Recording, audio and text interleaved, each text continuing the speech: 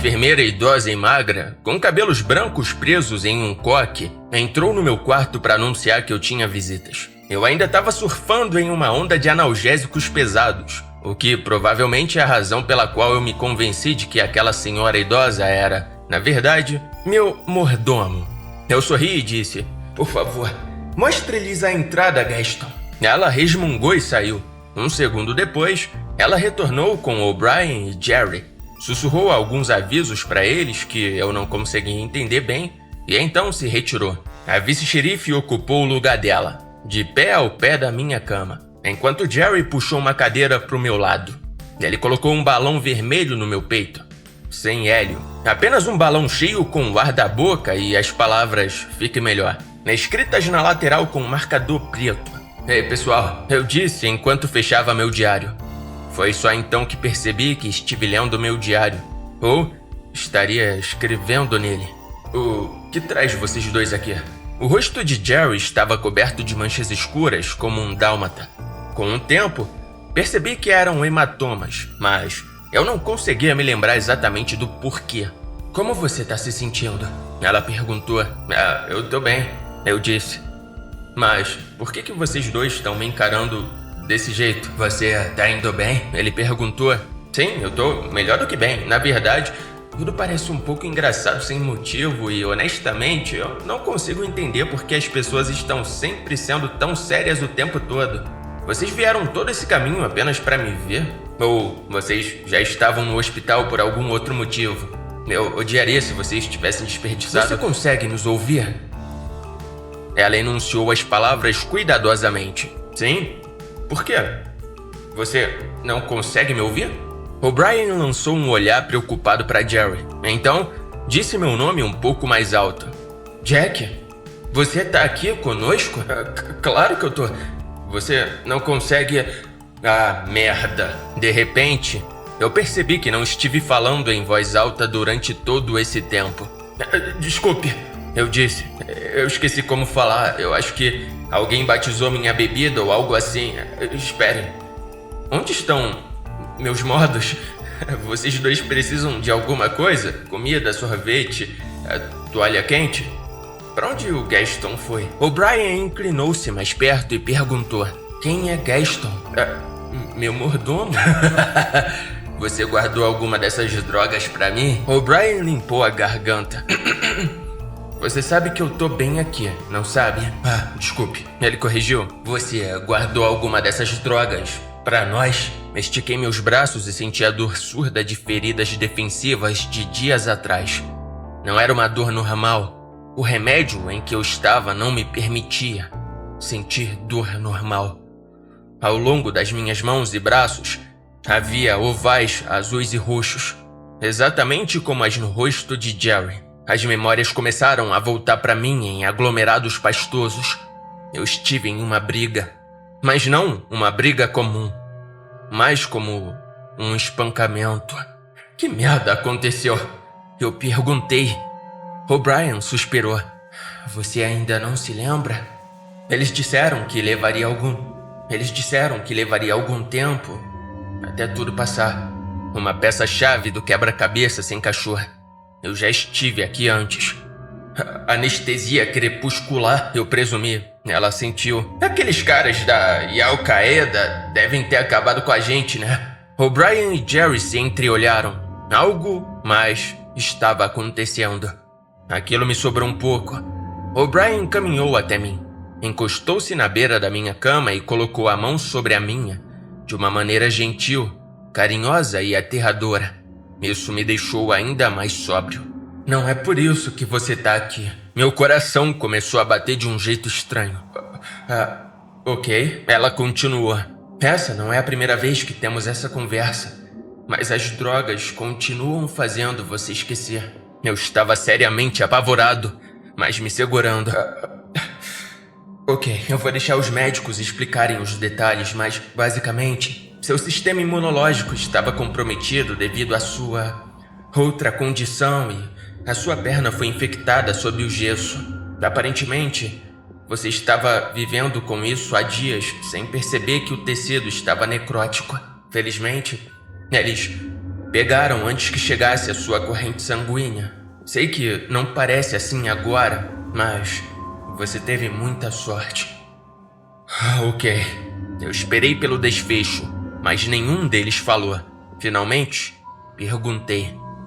O que isso significa? Era a única opção, me explicou O'Brien. Você ia morrer. Tudo bem. Eu percebi então que minha perna quebrada não coçava mais. Eu me sentei e puxei o lençol da cama para ver que o gesso havia sumido, junto com uma seção decente da minha perna abaixo do joelho direito. O que restou estava coberto por um chumaço de bandagens de gaze do tamanho de uma bola de boliche, enrolado em volta do coto, encharcado de vermelho e atrasado para uma troca de curativo.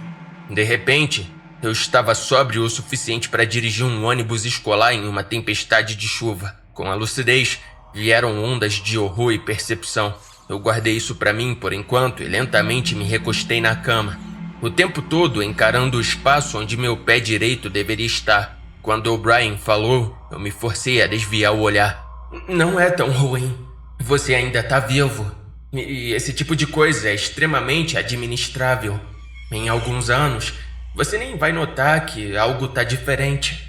Eu não podia argumentar com isso. Ela não deve ter percebido que eu estava vivendo com uma doença terminal e em alguns anos eu estaria morto. Ou talvez fosse isso que ela queria dizer, mas isso seria uma coisa bem bizarra de se dizer. Respirei fundo e tentei me centrar. Sim, isso era uma droga, mas no fim das contas, era apropriado. Algumas pessoas gostam de mergulhar em uma piscina de uma vez. Eu sempre mergulho meus dedos na água primeiro e depois trabalho lentamente meu caminho em etapas, começando pela parte rasa. Agora, eu estava entrando na morte da mesma maneira, um pedaço de cada vez. Abri meus olhos sem memória de jamais tê-los fechado. Então, sorri para O'Brien e Jerry e disse: Isso... tá tudo bem. Outro pedaço da minha memória se encaixou e O'Brien perguntou por que eu estava rindo. Acabei de entender aquela piada. Insuficiência de pessoal. Muito inteligente, eu quase deixei passar. Uau! Disse Jerry. Você não recebeu a notícia tão bem assim nas últimas vezes que te contamos. Talvez agora você consiga tentar se lembrar para que não tenhamos que... Naquele exato momento, eu vomitei por toda a cama. Depois que meus visitantes saíram, eu folheei meu diário para ver se eu tinha escrito algo útil. Mas, dessa vez, não havia grandes epifanias esperando para serem aprendidas. Em vez disso, eu descobri que todas as minhas entradas não lembradas haviam sido feitas no pós-operatório e sob a influência de substâncias que alteram a mente. Isso explicava por que, por 6 páginas seguidas, eu havia decorado cada centímetro quadrado do espaço livre com desenhos de olhos. As páginas estavam preenchidas frente e verso com milhares, se não dezenas de milhares, de olhos. Nem todos humanos. Alguns eram redondos, alguns ovais. Alguns tinham fendas horizontais nas pupilas, como os olhos de um bode. Alguns eram felinos, alguns reptilianos, alguns grandes e escurecidos, e alguns agrupados firmemente como a textura de uma bola de basquete. Os detalhes variavam. Alguns tinham cílios anexados, alguns até incluíam a sobrancelha e a ponte de um nariz. A maioria era simplesmente o próprio globo ocular.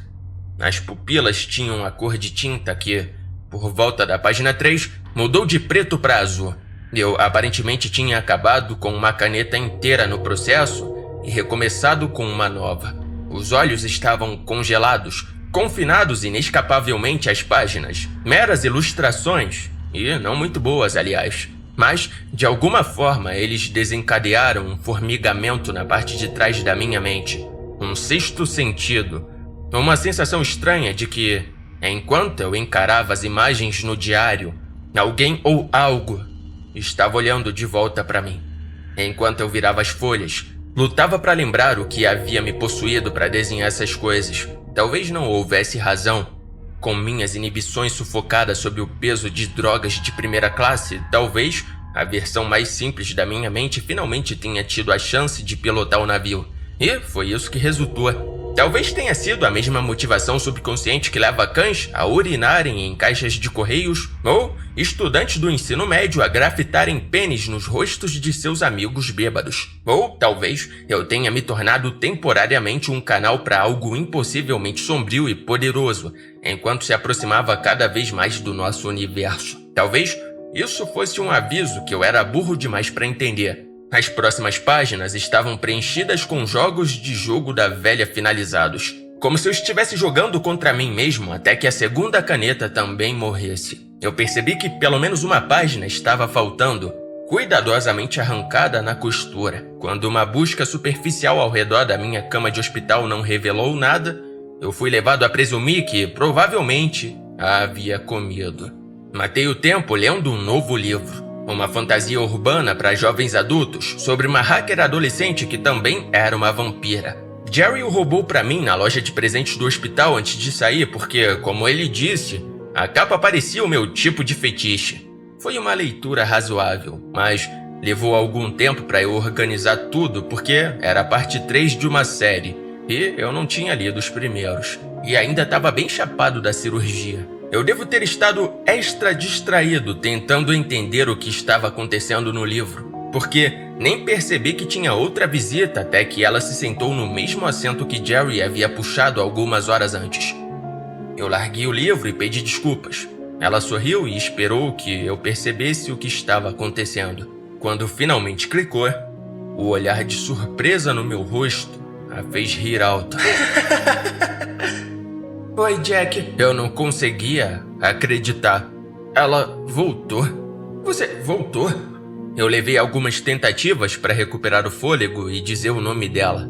Ela se levantou, aproximou-se e sentou-se na cama comigo, colocando a mão em cima da minha enquanto dizia: Faz muito tempo, hein? Por que você tá aqui? Eu ouvi o que aconteceu. Como eu poderia ficar longe? Mas você não deveria estar aqui. Ela estava exatamente como eu me lembrava, exceto que seu sorriso não era tão despreocupado e seus olhos verdes não estavam tão cheios de alegria. Isso era de se esperar, no entanto. Ela sabia que eu estava certo. Ela não deveria estar aqui, mas eu estava feliz em tê-la, mesmo que fosse apenas por um momento fugaz.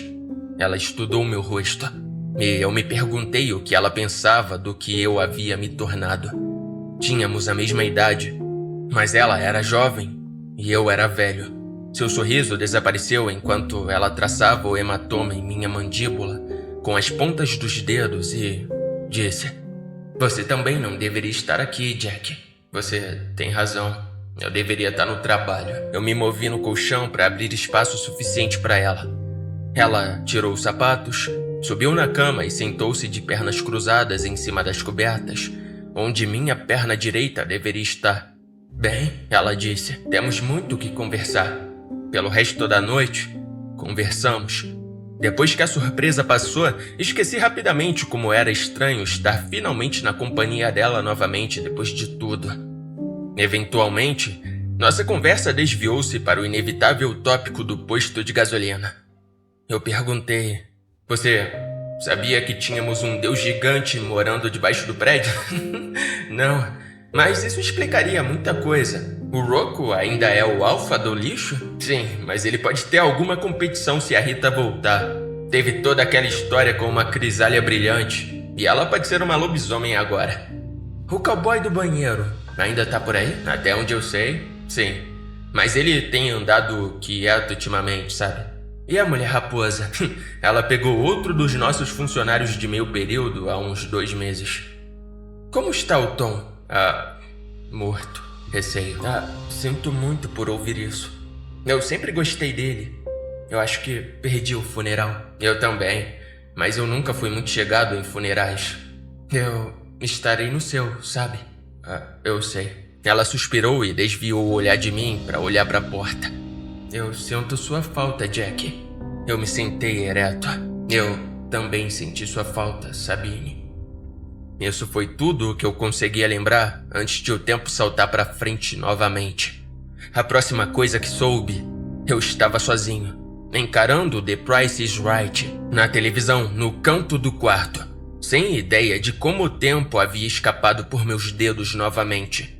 Minha porta abriu e a enfermeira, que não era um mordomo, entrou para me avisar que o hospital estava dando o meu quarto para um paciente com melhor, o que não é difícil, plano de saúde. E agora era hora de eu arrumar minhas coisas e ir para casa.